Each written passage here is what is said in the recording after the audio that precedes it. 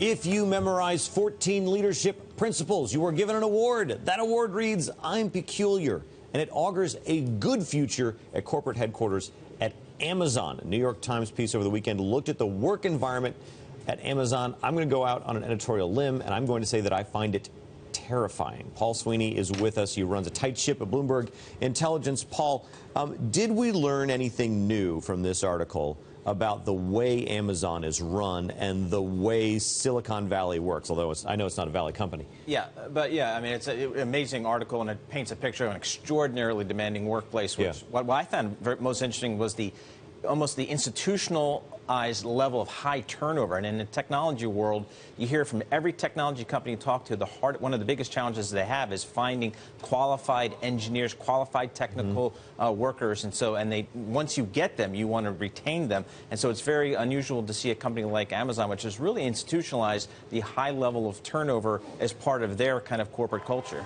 How is this related to what happens farther down in Silicon Valley? Is this an extraordinary tech company, or is this basically what the environment is like out west? Well, I think this is a very extraordinary, exceptional company. I mean, it's obviously $250 billion market cap. The stock is just at an all-time high. And from an investor standpoint, whatever these folks at Amazon are doing is working. But clearly, it's a different culture than what I think you see in a lot of technology companies, where they really try to be supportive and create an environment where they can attract, but also maybe even more importantly, retain the best talent. What did you see in the article? I mean, what's great about Paul Sweeney and, frankly, all at Bloomberg Intelligence is you look at 40 Amazons. What was distinctive within the article? What I think was distinctive, again, was the fact that I think it's really part of their culture to not only attract people, which is very common, the highest performers, very common for Silicon Valley, but also to be prepared to manage a large portion of those people out, to expect that a lot of those employees are going to leave, so that you will be left with,